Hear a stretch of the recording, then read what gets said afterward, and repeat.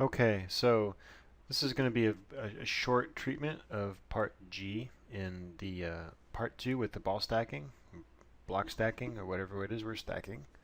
Uh, the whole point of this is a little twist on what we've already established so that, if we're actually building a pyramid from the bottom up, we count backwards. And the regular series isn't really configured to tell us that. And what I'm doing is I'm going to use this as a vehicle to show you how conditional formatting can be used in Excel. All right, let's go to the spreadsheet. Not that one, this one. And what we have here is where we left off with the previous screencast. And you can see that as I enter numbers, we get responses. Of course, the recurrence relation is not keeping track. At 5 blocks, this is sort of telling us two different things.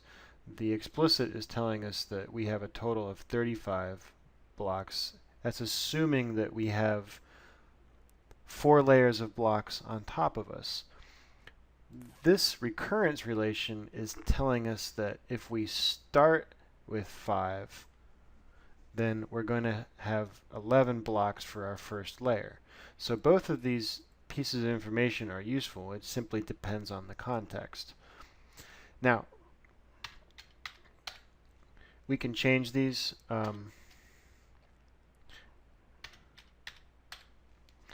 Also, bear in mind now that I say that, like, this is just an example I'm doing. You guys are doing a different problem.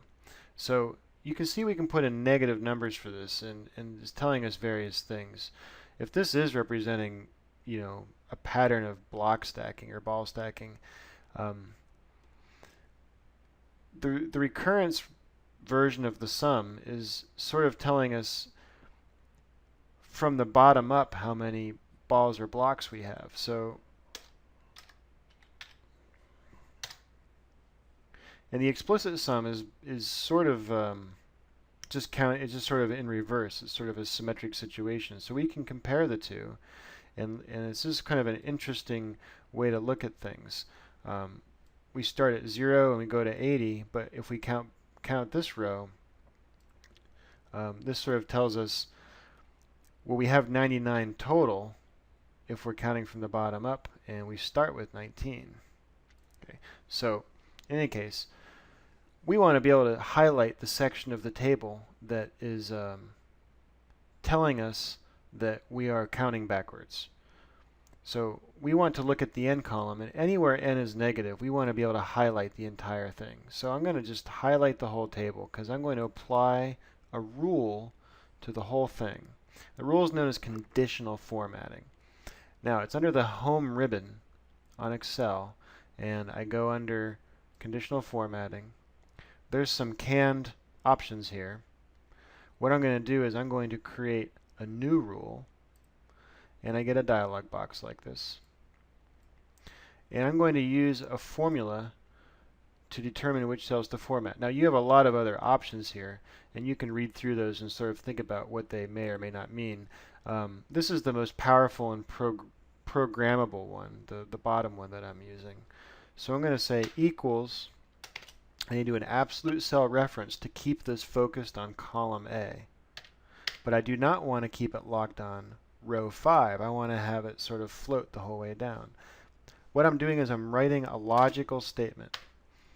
If the cell for the row is less than 0, I want to apply a new conditional format. And this is sort of my test case. The format, you can sort of pick whatever you want. This is fill. You can change the border, do all kinds of fun things. We'll turn it spinach green if it's less than 0. And that's all there is to set up conditional formatting. You can do it by cell, by row, by column, however you choose to do it. And this is what's happened. You can see if I start back at 1, I get no spinach green. But if I enter a -4, every row that is being used with a negative n, it's It's highlighted. Now the whole point of this is if a user was actually using this as a calculator, then this would be a visual cue to remind the operator or the user that there's a different situation down here with these two columns as there would normally be. Okay. This is another user interface or user experience situation with the conditional formatting. Good luck with that. I hope you remember the trick. It's very, very useful.